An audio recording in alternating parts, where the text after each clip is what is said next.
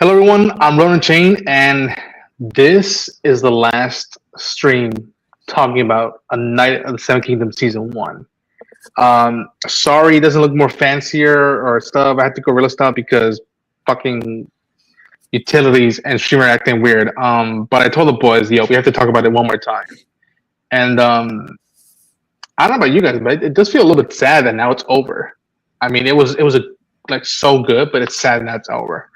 Um, so yeah, that's how I feel about it. Brent, Yep. Jake, how you boys doing? Good. Good.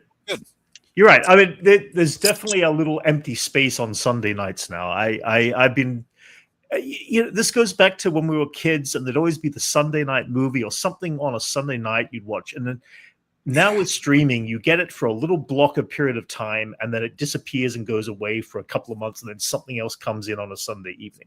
So It's been fun to have something like the Game of Thrones universe back in on this Sunday evening again. Yeah. And check it out. Even if it was only for 6 weeks, it was fantastic. So And have people talk about it in a positive light. that's it. Yeah. Yeah, and people caught on with it, which I was wondering if the 6 episode, 30-minute design style was gonna put up people. No, people were like, you know what? Yeah. This is ballsy and bold move. Yeah. And Yeah. the best compliment I gave it is that with this structure, they told as much story as it could, Yeah. and I think it was in its benefit more than its against, in my opinion. Yeah. And you got to be in the shoes of the commoners, but they were able to tell the biggest story like that because, with Game of Thrones, it's almost like you were always looking at everybody through a telescope. With House of the Dragon, the story of that reads a lot more like a history book. So when you get to actually be in the shoes of the common people, which wasn't something Westeros had really done before, but definitely a welcome addition.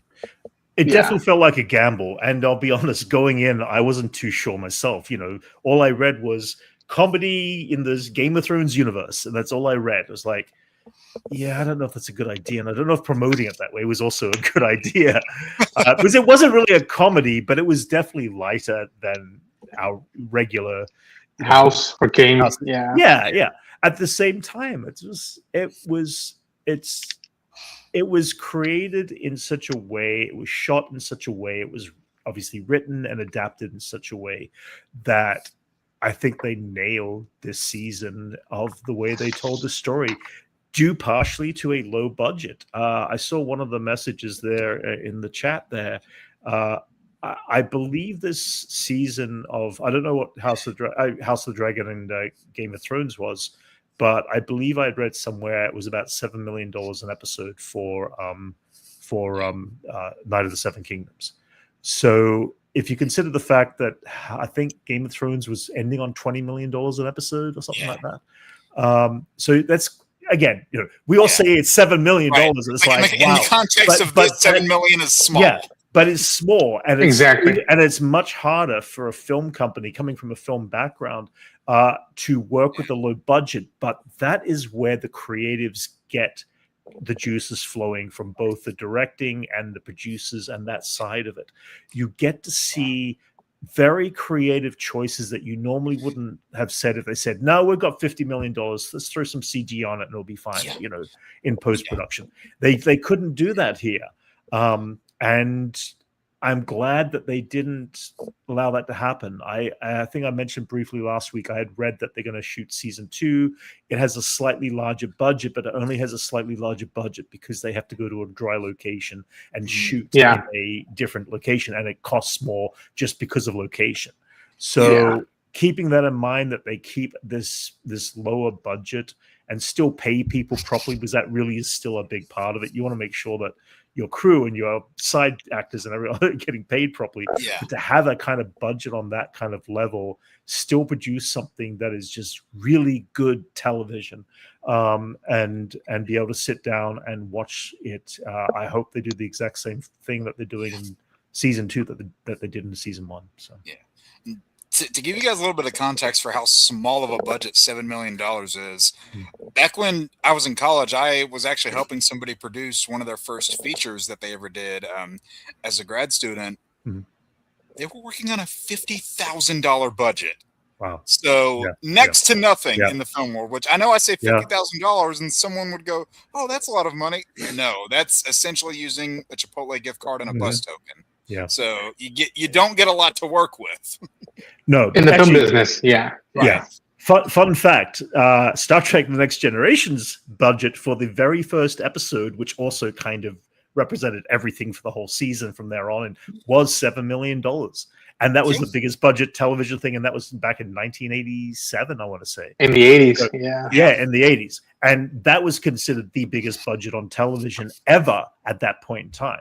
So we've come a long way when we can say that a single episode of Game of Thrones, the original Game of Thrones, was $20 million an episode. And again, I don't even know what House of the Dragon is per episode. I imagine it's close to being the same range, I'm guessing.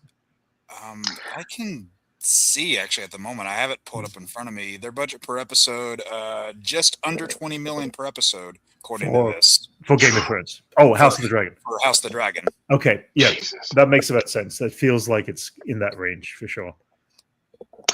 But you know what's in range is the connection we grew with Duncan Eggman. It was kind of fun to see people being like, oh, wow, there's actual genuine, decent people in Game of Thrones, or like there's people that, have more to them than just their class or their family's name. Like, I was shocked. Again, I had always heard about Duncan Egg through the grapevine. I'm like, oh, that's the novella. Those are well-beloved characters, but like to see them be performed by both Peter Claffey and Dexter Ansell was just a delight to see the banters and see their connection be so earned, the way we were earning their trust and their connection with them as we're watching the show. They make my top 5 favorite Game of Thrones characters, Song of Ice and Fire characters easily, like passing through some even the best well-known ones. But going into the series, how do you guys feel about Duncan Egg? Did you guys feel like the connection was earned? Do you guys feel like that it was a breath of fresh air? Do you think, I don't know, there was something to me that like just felt fresh, similar, and a great plus. Let's take away nothing from Arya, Jon Snow, the Daenerys, any of them. It just adds on, like, oh yeah, there's more range to this world, I think. How do you guys feel about Duncan Egg? Well, I definitely agree with what you're talking about, how it feels like familiar in the sense like it feels part of the world, but also for really the first time in the world of Westeros, we not only have a morally just character in Dunk, like, because a lot of your characters that we followed in Westeros are really morally gray. So not only do we have a morally just character, but also for the first time, really, we have a main character. Because in like Game of Thrones, House of the Dragon, they haven't really followed one central character over the course of those stories. The perspective has always kind of shifted. So seeing both of those things change in this series was something that, again, I wasn't sure how I was going to feel, because Game of Thrones, more so than House of the Dragon, really was such a, I don't really want to say more of a world building, because House of the Dragon was literally, a history book in that form. But, it was really taking the whole widespread world and covering so much. But then Night of the Seven Kingdoms puts you in the perspective of 1 to 2 people the entire time and tells their story as a bigger piece of that history. So because we've always seen it from such a faraway glance, dissecting the little pieces of it, because we hear in Game of Thrones that Sir Duncan the Tall has 4 pages written about him. Yeah. And there are some characters in this that we know a lot more about that have a lot less written about them in those books. So getting that turned on its head was a really nice surprise, I gotta say. Yeah, I totally agree there too, Jake. The one thing that I also discovered was that House of the Dragon season 1 was fresh and new. Even though it was in the same world, it was fresh and new. I got the exact same feeling. And then season 2, it became familiar, so I wasn't as invested maybe in season 2. There was different stories that didn't work, etc. For this one, I felt again giddy and fresh in the Game of Thrones universe. I love the fact that we were in this small little town. I feel like if each season went to a completely different kingdom, 7 seasons, 7 kingdoms, I'd be fine with that completely. But it keeps it small enough that you can see what I think it would keep it fresh enough that I'd be, I'd be so down for just seeing where these characters go. The Dunk and Egg character, yeah, I love the dynamic between them. And I love the fact that we got out of this much connection of all these characters. We only got this much of just seeing them at the prime stage of meeting for the first time. I want to see this development happen, and I don't want story in the other realm and this in the other realm and this in the other realm going. I want to spend this small amount of time that they're giving us with 6 episodes and half an hour, roughly half-hour episodes, to invest the time as they are doing, as they did in season 1. So if they keep season 2 the same as season 1, I'll be all in. If they give us something new and develop between those characters, all the better. Simple as that. Yeah, no, totally agree. Yeah, and I think that just as much as I love Dunk and Egg, they were surrounded by, like, I almost dare say, perfect characters and actors around them, and the different flavors that each character around them in the world provided to them. Like, you have Lionel Baratheon, who's the wild cousin, crazy uncle of this bunch, and then you have Dunk's best friend, who again feels earnest and has a huge arc by the end of it. That, like, he gets laid, gets married, is having a baby on the way, and then is by now a knight, and was there from the get-go with Dunk. And then you have something that, like, I saw people's reactions and, like, compilations. People were shocked of how much dynamic there was with the Targaryens in just this show. There was, like, the good, the bad, and the in between, and it was fascinating to see who these characters were going to interact with when each scene started going to another one. Do you guys feel the same way, or you guys feel like sometimes some stuff feel too similar, or you guys just as shocked as I was? I'm like, wow, I'm never bored when we're not with just both Dunk and Egg. I think Dunk and Egg together were the highlights together because their conversation was just so earnest. But whenever we would hang out with any of the other characters, it was just as dynamic and engaging as it was with those two. Good, bro. Yeah, I was going to say, I love the word you use there, flavors. Flavors of characters. I would be fine if none of these characters, side characters, popped up in season 2, and we've got a whole new set of flavors, and then maybe in season 3 or season 4, we start this intermingle with crossing over. They don't need to be there for the whole episode, but I would like to see, that start to happen with these characters. Then you start to mix flavors, and then you've got a smorgasbord. That's a very food analogy right there. But I just came from dinner, guys. Yeah. No, it really is. And I think that they were such rich characters in the short time that we had with them, because it allowed them to be rich characters. But if they keep popping up every single season and they're there all the time, they will no longer be those rich characters. They'll start to, I feel like a nice set of characters. Again, Game of Thrones became the situation. Once you had settled all your different people, they more or less stayed the same, throughout the course of their journey. They had arcs and all this sort of stuff, but there was never that flavor that we got from the Night of the Seven Kingdoms. So. How are you, Jake? I'm kind of in the same mindset, like, to use your preferred word again, like just the flavors of all those different character interactions. I mean, you had you had Dunk and Egg's interactions by themselves, but also with what we learn about Egg, you see, I guess, the lasting impressions that lineage has on the different people around the town that they're in, and it really makes you feel the impact of what's happened prior to now, what we know happens later, and just the overall effect that the Targaryen lineage has on different people around the world. You can see the weight that it carries, and I think, for people who, it can work for people who both are and are not familiar with the series, because people who are familiar, they know, oh, this is building up to something, and when that pin drops, it's all going to flip. And then for the person who's not familiar, you're thinking, what is going to drop? Like, the person who does know, they know it's going to drop, but they don't know when. The person who doesn't know, they're thinking what's going to drop. And I feel like it can work either way, depending on whether or not you're familiar with this world or not. And they accomplish something really special by pulling that off. Yeah, I agree. Do we have a favorite? Do we have a favorite character outside of Dunk and Egg that you guys are like, ooh, this is my favorite character, and here's why?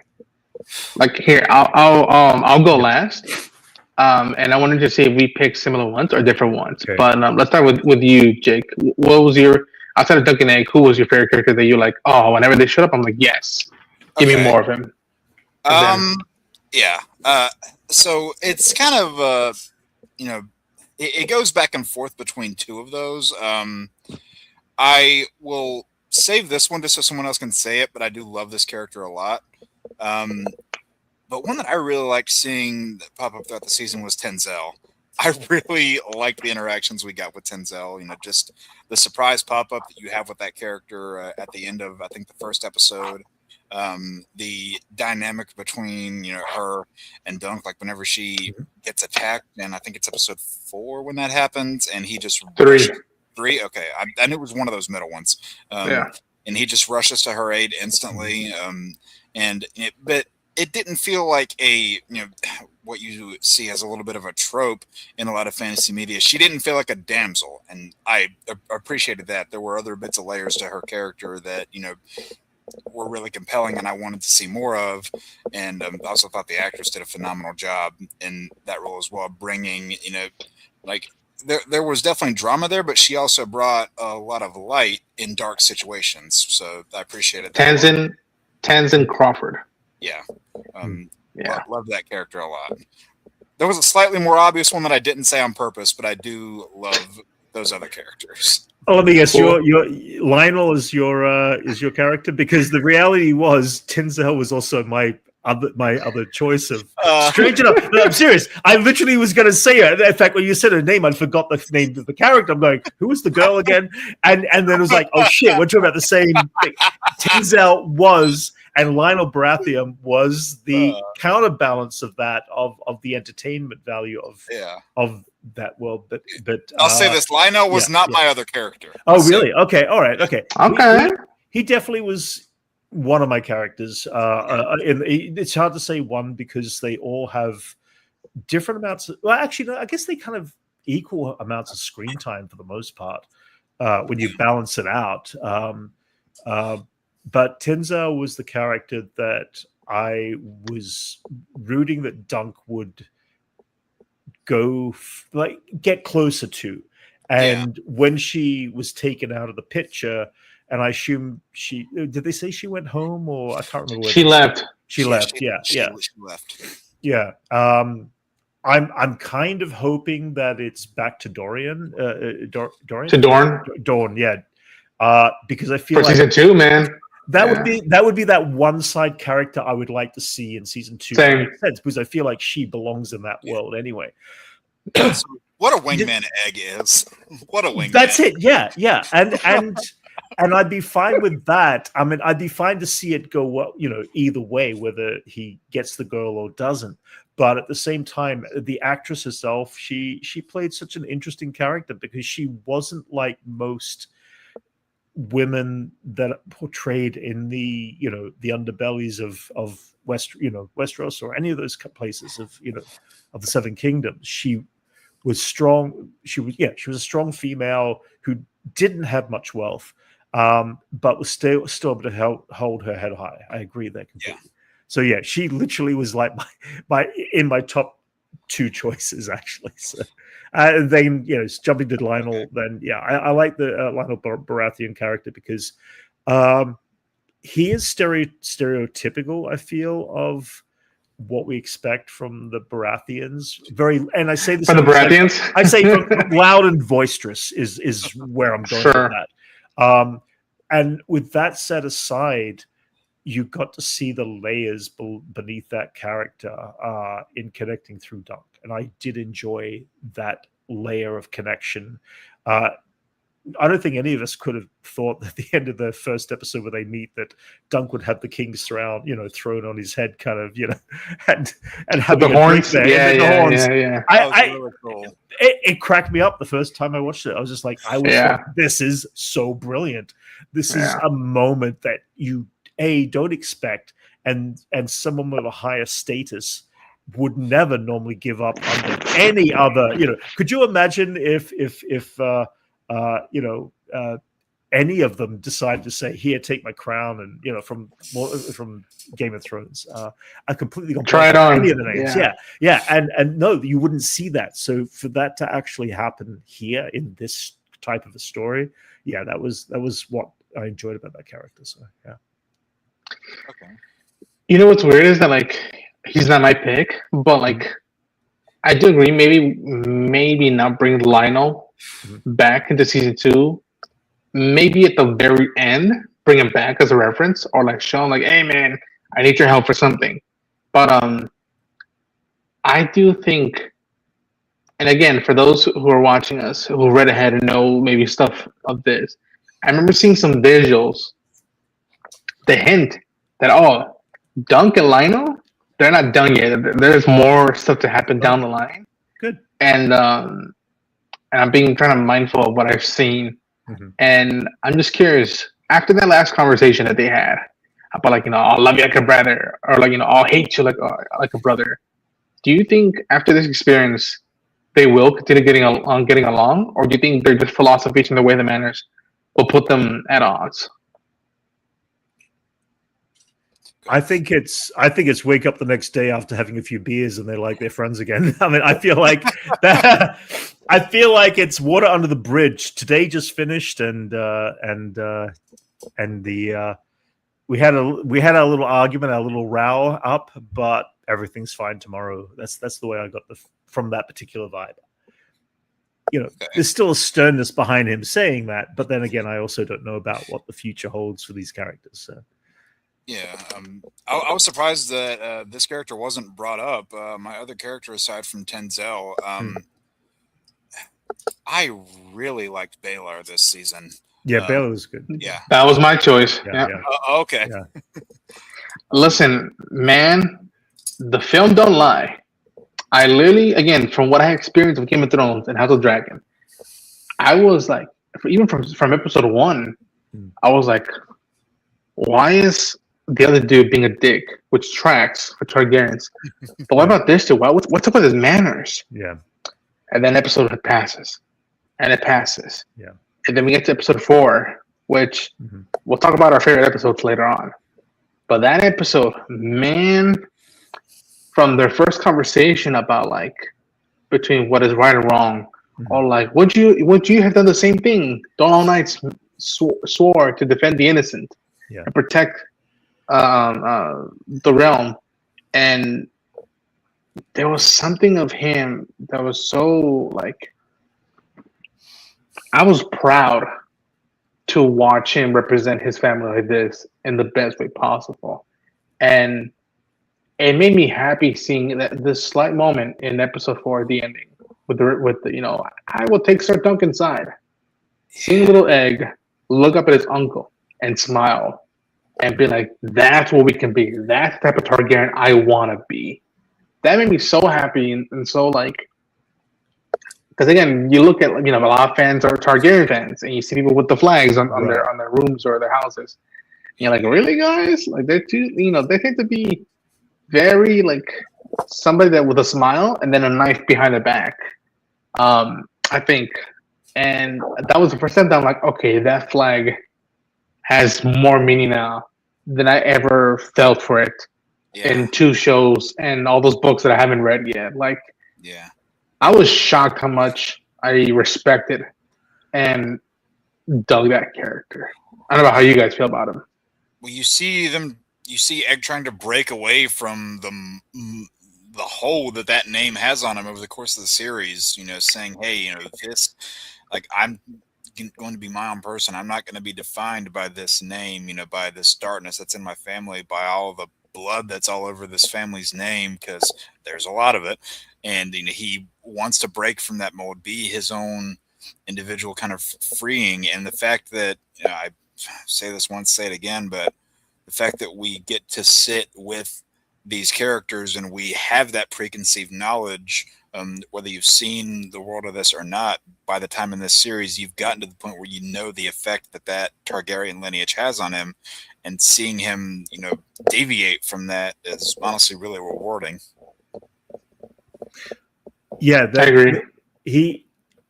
I from the moment he turned up, and even though they were saying he's Targaryen, which obviously he is by blood, he never felt full Targaryen to me. I feel like there's a lineage cross between either the mother side, well, obviously the mother side, and I feel like that somehow a divergence of blood has made him somewhat different too in his choices and all that. I say that because he's not pure blonde, I don't think he was ever pure blonde. No. And not to be racist here, but all the blonde Targaryens are usually dicks for the most part. I mean,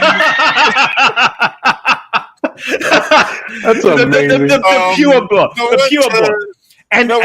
But that's what did cross my mind when I realized that that they were brothers, but at the same time, I felt like by birth of the father, yes, but by birth of the mother, I don't feel. I think there's a story there that's either yet to be told or has been told, or something in the books. I don't feel like he is true. Blonde hair woman, blonde hair man getting together and making a blonde hair kid. I have to quote Sam Wilson here. He's out of line, but he's right. They're fictional characters. We can have fun with these fictional characters. But yeah, I feel like that they're through. I feel like his lineage, again, whoever the mother was, somehow there is a bloodstream that a DNA that is not in the hair that makes him a different, maybe he was picked on as a kid. We don't know, for having, not true blonde hair. That seems to be a situation that does happen in the Game of Thrones universe on occasion. Yeah. Lionel said that. Like, usually those who aren't too loved by their mothers are usually the brave ones at the end. And then this look of like Baelor, like looking at him like, yeah, you're like, right. Yeah, and that's the thing. Yeah. It's So like, yo, there's validity to it. And the reality is, and that was my first impulse of Baelor, was the fact that Balon was the fact that he was different because, and the hair color was a visual part of that element to the rest of the family, even though they were direct brothers as such. I feel like there was something there that, that purposely made him stand out. So I never truly felt that he was, I felt he was the one who had just about him and justice about him, which is true. And it did come to pass in that direction. And it showed through his performance straight away almost. So you do get that. And you don't get that justice from many characters in this world. Right. Yeah, exactly. Yeah. We got 6 episodes. Let's hear it. Which episode was your favorite, y'all? 3. 3? Yeah. Okay, what about you, Jake? Same answer. 3? Okay, then let's dive into it. Let's dive into why 3 was the one that, like, that was a lot. Because for me, it's 4. 4 was the one that hit for me. Okay. They're very close for me, those two. Yeah. But let's start with Brent of like how come you think episode 3 is your favorite one? And give me 1 second, I'll be right back, but you guys go on, okay? Okay. All right.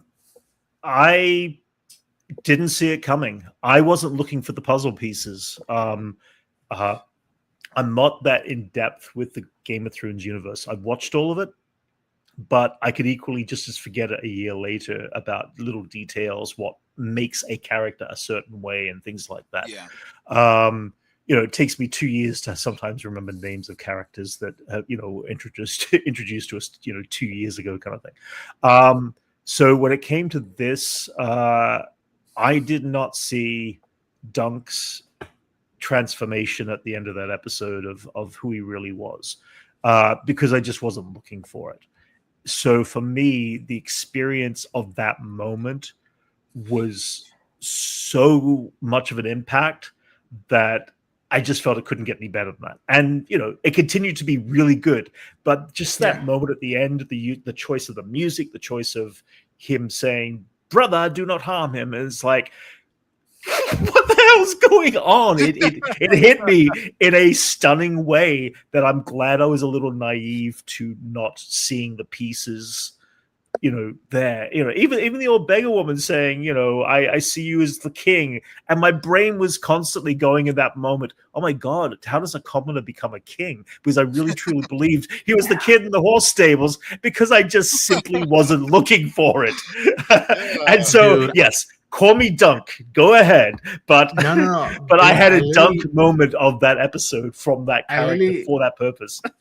I was watching the episode with Sam, and I literally looked at him again via camera because we're in different spots, and I told him like, "Yo, is he of royalty blood?" And I know he's onto something. Or he knows something when he just goes, Yeah. Yeah. Oh, yes. Yeah. On your reaction, yes, I saw that then. So I'm so glad I didn't, watch your reaction beforehand. And as I said, I never did any reactions, and now I wish I did, because I would have looked like the dumbest fuck out there, because I just had no clue, and it really got me. I was beside myself for the following hour after that episode. But it was a moment. It was a moment to experience ignorant bliss, What about you, to be moved by a moment in a story. So I think, there he is. But I think I really like the third episode so much for kind of similar reasons. And again, like 3 and 4 are neck and neck for me as far as my favorites go. But yes, I agree. I think this one just slightly edges it out, because you get so much. You get such strong progression for your two leads in different ways. Yes, you see Dunk from the lighthearted nature that he starts with, and then the bloodhound nature that the episode ends with him on. So just seeing that build up throughout the episode, and when Tenzel gets attacked, that's when you just see him snap, and then you see the progression with Egg, where not so much progression with him, but slow things revealed about him until that event occurs. Had something there that you were saying? I was about to say that the other major thing there with Dunk was it was the last episode that we had the innocence of what Dunk thought Egg was to him. Yes. Yeah. And they played it well between the writing and the dialogue of the performance. It came across as the strongest Dunk Egg episode to that point of episode 3. We had these great little moments in episode 1 and 2, but we got the fullest amount of our meet with those two characters in there connecting with each other in that episode, prior to us learning that Egg was who he was, kind of thing. And it had paid off the build up from the last 2 episodes beautifully, because you have the fortune teller who tells about Egg's lineage, and for any fans of the series, that made a bunch of neurons go off in their brain. Anybody new to the series, that made them go, what does this mean? So again, it wasn't a matter of what, it was a matter of when. And they play it off greatly, and just for Dunk's obviously his progression there, Egg's the progression of his revelations, and to your point, Brent, the I mean, obviously it doesn't end here, but where their relationship goes to at the end of this episode, setting up where it goes to in the back half of the season, is done so greatly, in my opinion. So yeah, 3 and 4 are like very, very close for me, but I give the slight edge to 3. Yeah. Before I talk about episode 4, I want to give a shout out to our comments saying season 1 was a strong foundation as it relates to the characters of Sir Duncan the Tall, Aegon the Fifth Targaryen, and Lionel Baratheon. Nice. And then we have more of Tuna saying, the more I think about it, the comedy of chaos that Aegon the Fifth causes leads Dunk to double down on doing what's right. Then Lionel has to step in to save Dunk. These 3 are nothing but trouble. And my new favorite fantasy trio. Does anyone know what season 1 budget was? It was limited to Game of Thrones. I'm very impressed. Square Times has almost a satirical air to it. Yeah, we talked about that, the budget stuff at the beginning of the stream, which you can go watch. Teague O'Neill's favorite episode was 3, I believe, if that's what that symbolizes. And then we have episode 3 as it opened the door to what comes in the final 3. Yeah, that was madness. And then here's a Darren sighting in the wind. Jake having a busy night. Yeah, I did have a 3.5-hour stream before this, so I've been busy. Which you can go watch Jake's channel, Joypad Jake. Thank you. Listen, episode 4. Yes, I really like episode 3. Dude, episode 4. There was something, and again for me, and I really love the ending of episode 3. There was something about that lead up of like, you see that Baelor has an understanding and like almost sympathizes with Dunk in the beginning. Tells him you have a choice. Don't know if it's a good one, a good idea, but it's a choice. And then sets up, okay, we're gonna have a duel, a trial by combat. And then his nephew pulls up an ancient thing of like, shit, combat by 7 versus 7, and it's just like it just got worse and worse. And the whole play of 7 goes into it. Yeah. Again, the momentum of like, wow, it's not just between this house and this dude. It's the belief of the common folk versus the ignorance of the house in charge. And you see how they pull with us, these bastards at HBO, how they get what's his name's cousin saying, "You will not die by my sword, sir. I promise you this." Like all knights took the vow, even the Hedge Knight, like I fight with you, and we're like, yes, wow, he wasn't such a dick. And then by the end of it, he's like, yeah, they bomb me. Yeah, I'm gonna be a lord of the land. I'll see ya. And then Trump's best friend says, "Knight me," and you almost see Dunk being hesitant, like, I don't want to knight my friend and get him killed. Yeah. Or what people have been theorizing is that maybe this proves that Dunk was not knighted at all, and that he couldn't knight him. He didn't know the word potentially. And again, I didn't ask for them to level up the ending of episode 3, but when Dunk makes a speech, someone gets up and farts, because we have to have a fart or a poop joke, and he goes and he says, in the Westeros language, says, "Did you guys lose your balls now? Like who's here? Who's willing to step up?" And it's Baelor Targaryen out of everybody that shows up. And again, that moment just lit a fire on the internet's like feed. They bring back the theme properly and in an earnest way. I loved it, and I remember as soon as it ended, I couldn't wait to edit my reaction. I'm like, oh, I can't wait to rewatch the episode through the lens of editing. But you guys thought that. So you guys think episode 3 is your favorite, but you guys thought, for you guys, where would 4 go in your ranking? Right there with it, honestly. Behind I like 3 and 4 right there. I mean, even though 3 is probably my favorite overall episode, 4 got the biggest cheer out of me. I'll say that with the ending. Yeah. For me, 3 gave me the biggest shock, and I actually prefer to be shocked over feeling. I like being shocked, like severely shocked. When Balin came out, it was more pride. I was unbelievably proud that there was this character, and I don't think I saw that. Actually, you know what? I kind of saw the helping of Dunk right back when we first met him. It was episode 2, wasn't it, when we first met him? I think it was it 1? I can't remember now. it might have been it might have been 1 or 2. I can't remember. But when he sneaks into the castle, and I feel like that. I always felt that character was going to somehow be that foothold for Dunk in his darkest time. But then again, I also came into this show thinking that this show was going to be your typical, it's Night of the Seven Kingdoms, so he's going to get the chance to fight this one this week and this one the following week and that one. He's going to raise in his skill level. And that's where I thought my headspace was going with this. So by episode 3, when he hadn't been in a single, joust at that point, I thought, this is not what I was thinking about. And the moment episode 3 led into episode 4, it was about how screwed can this guy really truly be? And they put him all levels of being screwed. And that is, for me, what equally made this episode. As I said, there was a fine line between 3 and 4 too for me.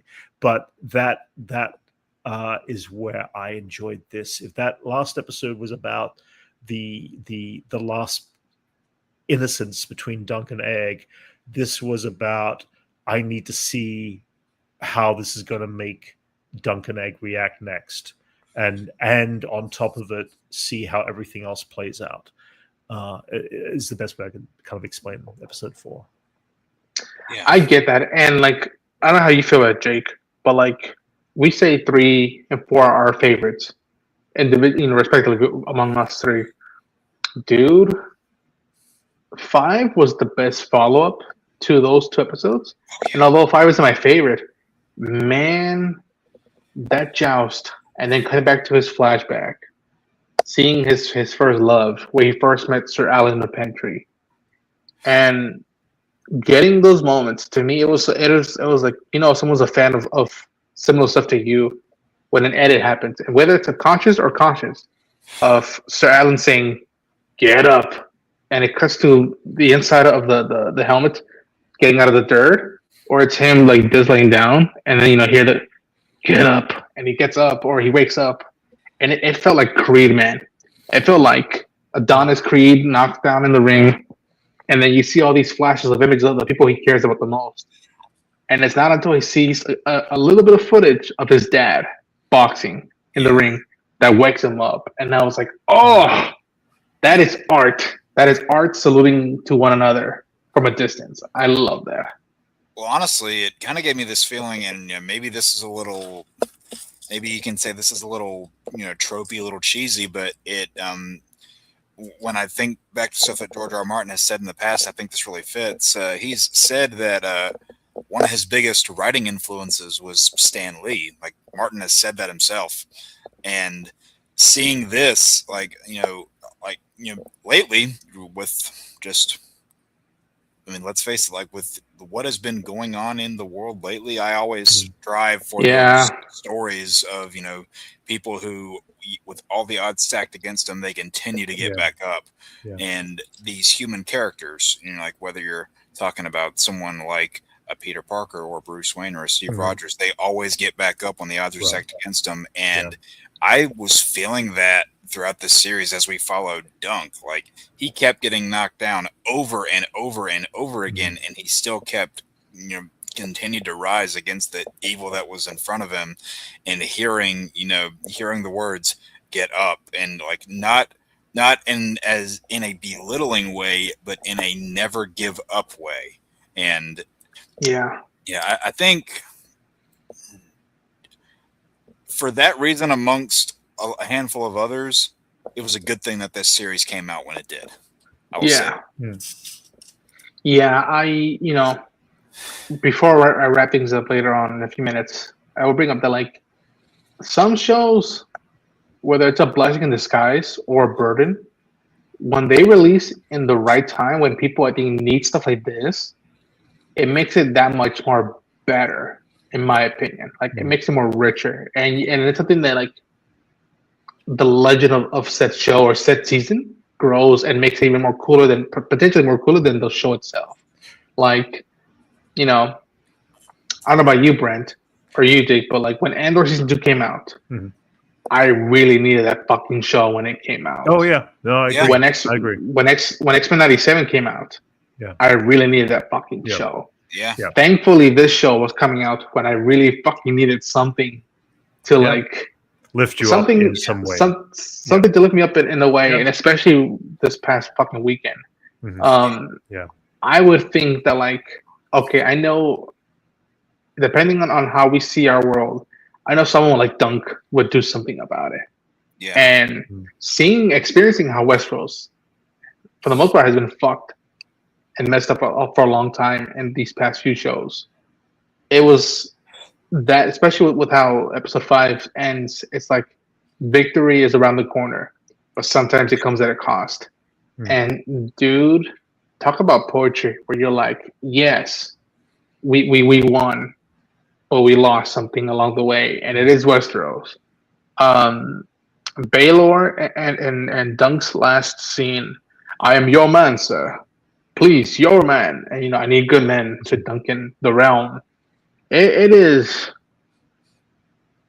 like, that is why I fucking love art, man. That's why I fucking love doing this shit. Yeah. Is that it's not just, ooh, I get views, ooh, people might recognize me, ooh, some celebrity might like stuff. It's just like, I was there and I saw and I witnessed this. It's also and how lucky I was to do that. And it's also, you can look at this in 20 years' time and look back on this and go, oh my God, that's who I was. That's what I enjoyed. That's what made me. That's what moved me when I was that age. When I was that age 20 years ago, or something like that. And, it's not just a photograph on a wall. It's a physical reaction to your enjoyment or your disbelief or whatever it may be. I did want to take a step back on episode 4 for a second and say there is something else that I mean, we've talked about, all those levels of what the characters were.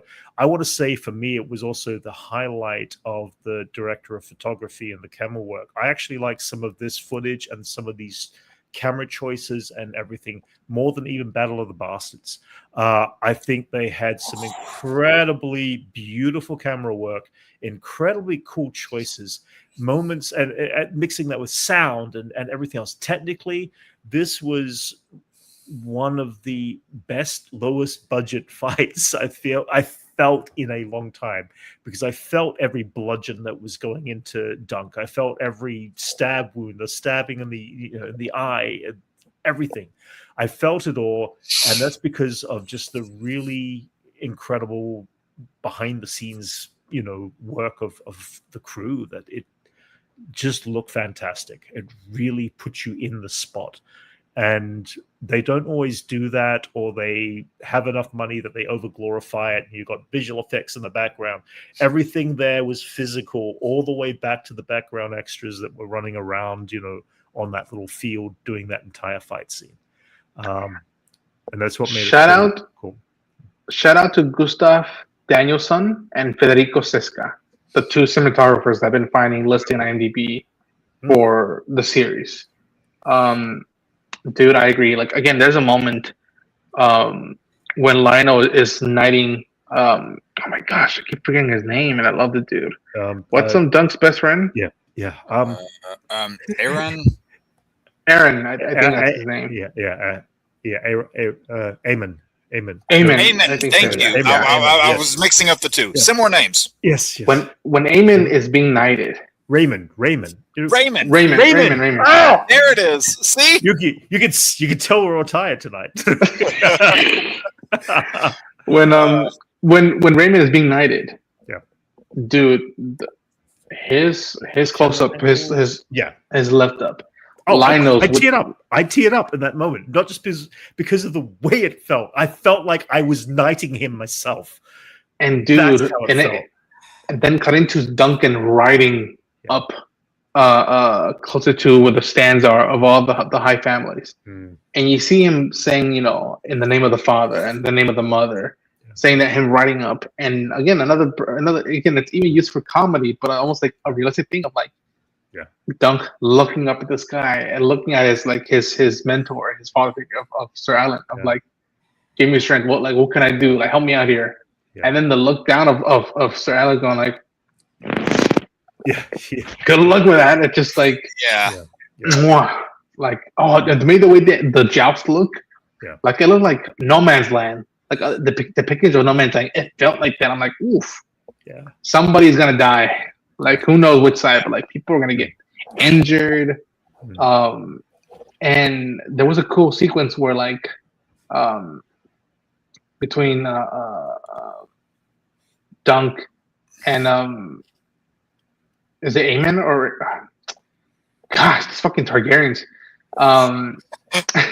The fucking Dick Prince. Yeah. I know who he is. Yeah. Where like he's swiping his sword and the camera just pans quick and it's like, ooh, in the sequence we were right next to them and it felt like we're gonna bump in their way and get like a knife thrown at us. But I agree, Brent. Like, kudos. Listen, y'all. 6 episodes, 30-minute running time.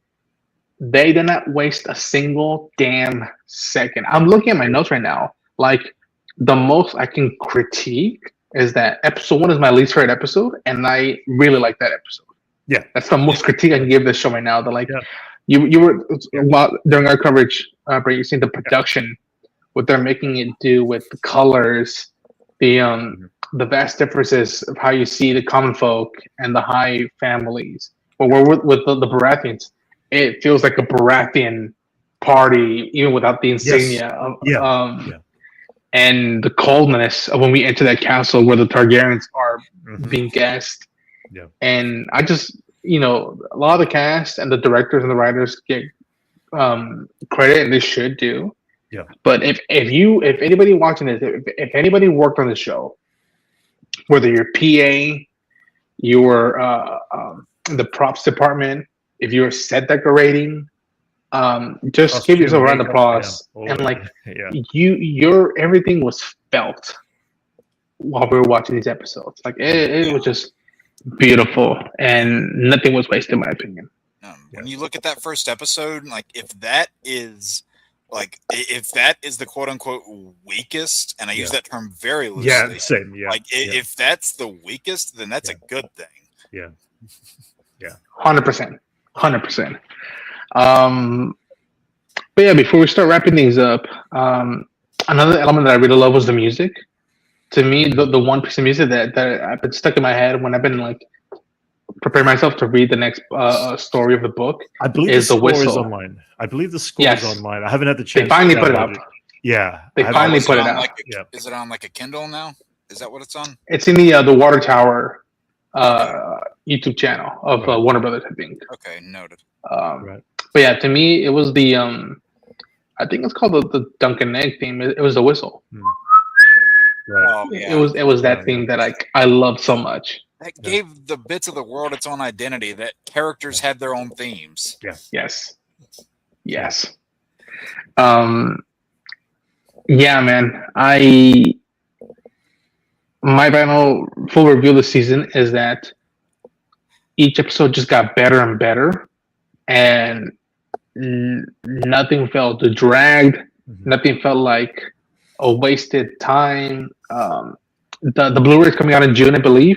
Oh, I can't wait to get that thing and slide it up and watch it again. And then, have you guys binged it since it's been out? Have you done that yet? I wanted to this week, and I was just sick all week, and I had no focus for television whatsoever. So I had a bad head cold, and I just couldn't tune in to enjoy it again. So I will rewatch it again. Fair. Yeah.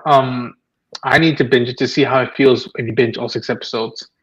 And I'm very much, because this will be the last thing when we talk about A Night of the Seven Kingdoms, unless some major news happens between now and season 2.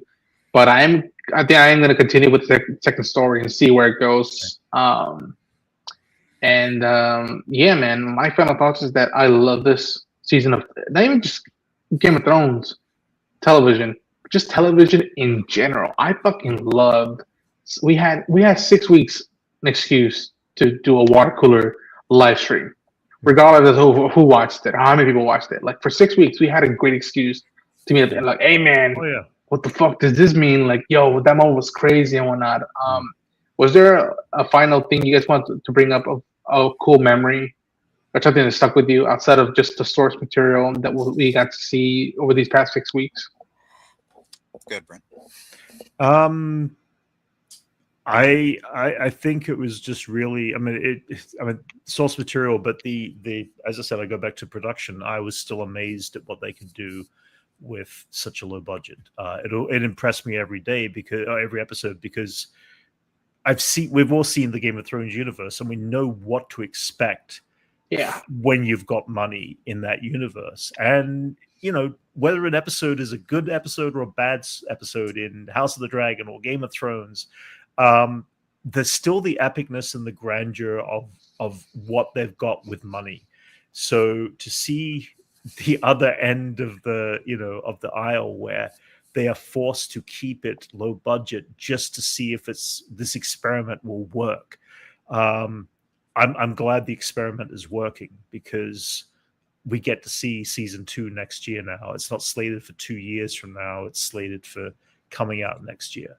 And I feel like that's what we are missing in television these days. I want to be able to sit down and watch my yearly, episodes of something. And when we're forced to sit for two years, I will start to not necessarily lose interest, but other things have come into my life by that point in time. And it's like almost like, okay, and that show is back now, finally. Where did we leave off? I can't remember. Do I have to go watch it? Probably not. I don't know if I'm invested in rewatching right now. And that's where it's been for me with shows that have to have this 2-year gap. I feel like that we need this yearly process drop of shows.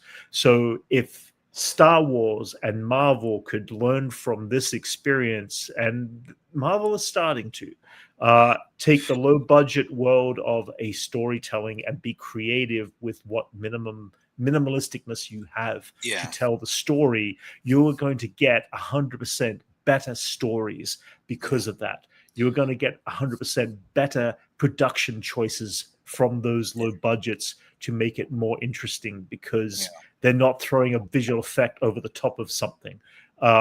You're going to get that every single time. I just wish that some of these bigger companies would learn from that and not suddenly end up with the success that was a low budget show. Now we're going to throw 4 times as much money at it next season. And then you watch that quality of that stuff start to go down every single time. And it feels weird to say this, but I think for a good amount of years, I think CW was kind of the leading example of that because they were always kind of low. They were always kind of low budget TV, and you can criticize an individual show or a season as much as you like, but they were carrying DC live action through the 2010s when the movies couldn't, and they had a lot less money. And the only disappointing side on that is that they did pay all of their production company very low wages for the amount of time they were doing. That is the only thing I would take away from anything that the CW did. But I agree. I love the production quality. When you look at their release, what they had to work with. Like you had an October release, and you had a break in the middle of the holiday. They came back. The season ended in May. And then 5 months later, you have the next story. Was it always good? Was it always bad? You can debate that. But it was consistent and and especially in some of its later years, while some of the ones were meandering, the ones with less episodes and smaller budgets, to Brett's point, they had to get creative and find ways to tell the story with what they had. And when it comes down to that, you can really see the talents in a lot of these people. All right, I say we start wrapping things up. Let's start with Jake. Final thoughts, man. Do you want to say any last things that we didn't touch on? I mean, kind of just in a bubble. I didn't have high hopes going into this series. I was like, okay, I'll check this out. I used to like this world. We'll see what happens. And the last 6 weeks, like I've felt myself getting excited about this world again, and I haven't felt that in a long time. Because while I thought House of the Dragon season 1 was solid enough, it didn't give me that same feeling that early Game of Thrones seasons did. And I've finally had that again with this series, and the week to week discussions that we've been having have definitely helped enhance that. Because when did Game of Thrones even start? Was it like 2014, 15? I can't remember. Maybe. I can't remember. So like a couple years after I finished high school. So like the people that I was talking with the series with back then, a lot of those people I don't really talk to anymore. So having that discussion, it's not the same as it once was, but this week to week, water cooler talk that we have. Wait, what year? 2011. 11? Oh, God. Oh, my God. Makes you feel old, doesn't it? This April 17th is the 15th anniversary wow. of the premiere. That's crazy. Oh my goodness. Okay, well, once I mentally recover from that, it's so long ago. Oh, God, ow. Oh, you lost your train of thought. You're getting old. I mean, what we were just talking about with like that whole line of Arrowverse, that stuff hadn't even started yet. Oh man. Okay. Well, yeah. After that mind trip, I like that I'm getting excited about this world again because I haven't had that feeling in many years. And like as somebody like who has a film degree, who's trying to become an educator in that field, I'm paying attention to a lot of that stuff more now than back then, and not as in a nitpicking sort of way, like just to give it a more in-depth analysis. And I think just where I'm at in my life now versus then, and the quality of this versus some other projects in this world just makes the experience all the much better. Yeah, I agree. Brent, any final thoughts on the reviews? As I said, I pretty much had them was the perspective from the point of view of the camera and the crew and production quality and everything like that was really it. I do have a thought for, and that's only because I do not know anything about where this goes. How long are the stories of Dunk and Egg where Egg is this young? How long do we have this actor for before we have to go to a much older 20-year-old actor or character? Or I don't know where this is going within the realms of what George R. R. Martin had actually written for that character. Are we getting a time? I mean, obviously we get a little bit of growth out of the actor, but not a lot because he really is only 10 years old or whatever. So, or at least looks really 10. And I don't think he's going to grow fast. Not fast enough for the time that we're getting these. Do we end up with other stories in that world between now and, or do they stick primarily to the source material? That's what all my questions are about the future. Right. More than I do have a lot more questions about the future of this show over, do we have to deal with and again, I didn't mind the time jump difference in Game of Thrones, but I need to know I'm going to invest time with, again, it's only the kid that's going to be the one actor who's going to be pulled, plucked, and made older. And am I going to get enough time invested with watching this growth? Because this is a more innocent time for both of those characters. And I want to see that innocence a little bit longer between the two characters and their growth before we move on from that, from that change is really my big question, I guess, for the future. So, there's only 2 novellas left, 2 other stories, and I haven't read those yet, so I'm wondering if by then if those 2 tell if there's time jumps or not. Yeah. And if there are or there aren't, then they're probably these next few seasons are gonna have to film back to back to make sure that the Egg is still as looking and feels as young as he did in season 1. Yeah. Ting O'Neill does say that the sound design for episode 5 was very same Pratt Ryan. I can see that. I can see that. Yeah. But yeah, I love the show. I think the moment between Maekar and Dunk, the finale of like, will you take my son as your squire, and the responsibility and the philosophy of like, no, he should be away from family and all this rich life, because if you want him to be decent and you've seen how your 2 other sons are, let's give Egg a shot at being a potential king, a prince, and then a potential king. It could be a leader of the people and not just someone who leads the people. And like that's the best candidate for a king, is someone who's been in the shoes of the people and can relate to them. Yeah. We as the audience are screaming for that. We are screaming. We want that to happen to Dunk. He doesn't want to be, growing up in that kingdom. We've seen what it does to them. Take him out of it, and that's why it might be. Again, I don't know. That I go back to that prophet woman, who made the prophecy about him being king. Having whatever she said just didn't sound nice at all. No, and it's it like always ends in blood. and I'm like, oh man, just I don't want this innocence of who Dunk is now to be that person in the future. Can that be changed? And I feel like I'm hoping that these sets of books are about how a prophecy or eventually a false prophecy can be fought against and changed for the better, even for a short period of time in the world of what we know as the Game of Thrones universe. I want to see that for this character now. And if it was a different actor, if it wasn't not as good of a performance, if it was something else, I might not care so much. And so I do care for these two characters, what they both gave us from their perspective characters between Duncan and yeah. I really hope that not only do we get to hang out with the characters back ASAP, but I hope that Peter and Dexter get worked out of this. That this was such a great debut for them. As far as for me, this is the first time I've ever seen both of their work. Yeah. I think Peter used to be part of the rugby team for Ireland, Scotland. I don't know where he's from. I apologize in advance. What a background.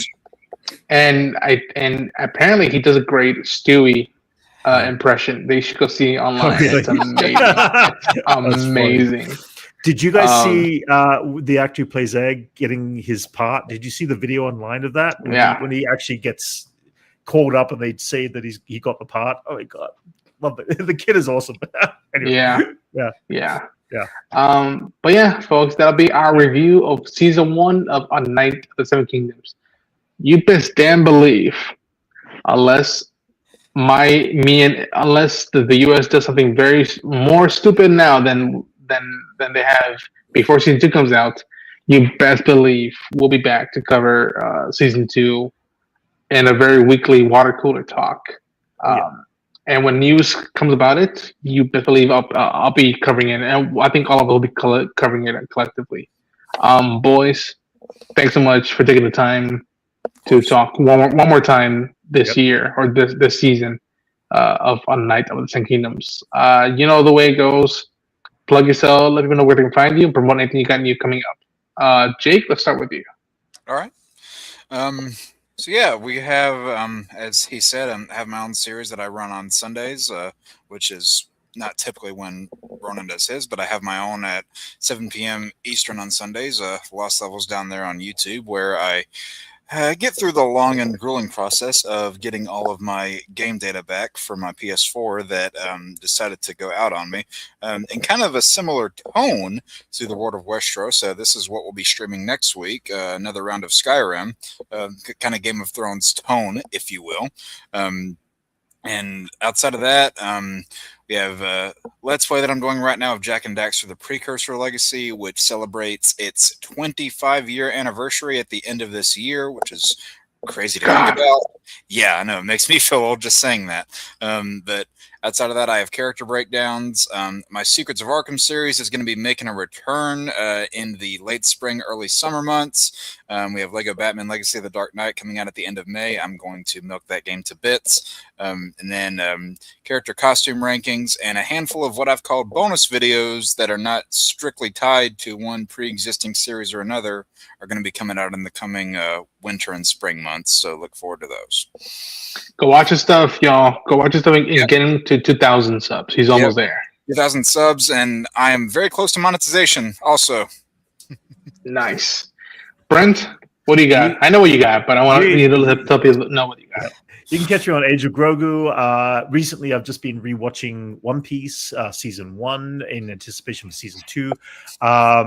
I just dropped episode 5 and 6 over the weekend, but I also had something big that just happened 2 weeks ago because I do work in the industry. We get different projects that come in, and one of the projects we came in was building the deck of the ship from One Piece, the Going Merry, as the ship is called, as a display piece, promotional piece for the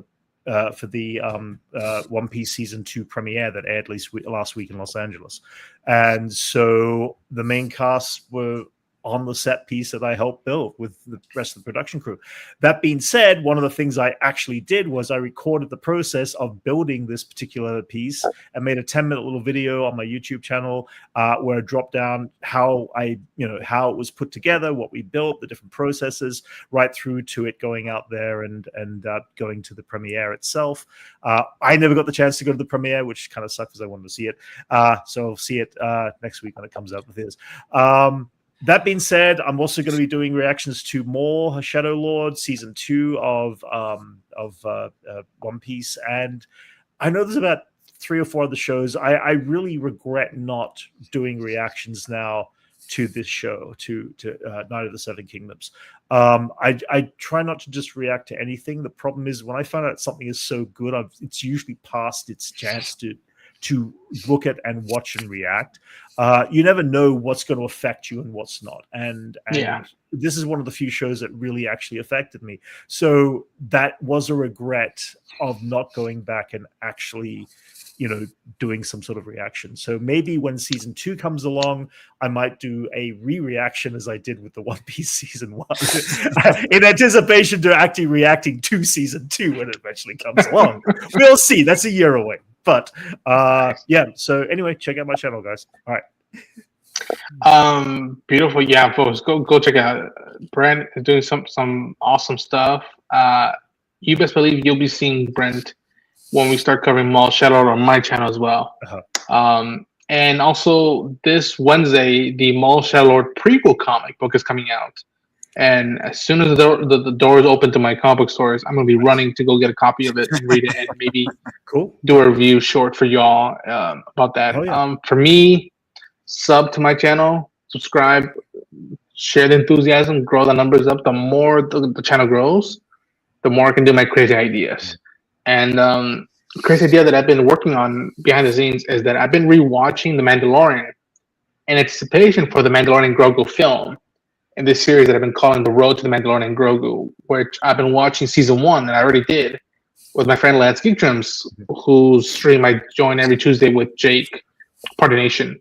And the third episode reaction should be dropping in maybe 8 hours, 9 hours.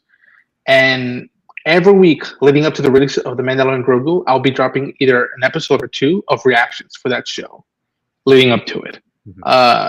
You can see that on my channel. But yeah, folks, a fun journey.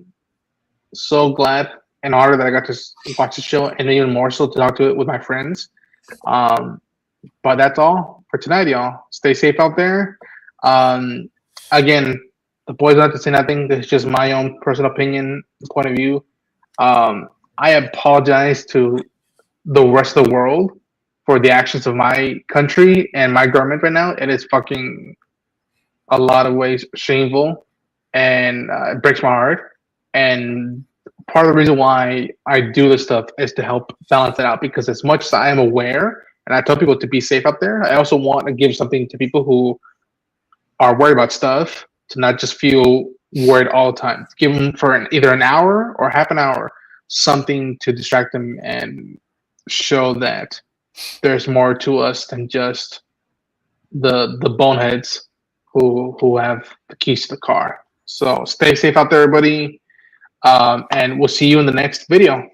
Good night, everybody. Take care.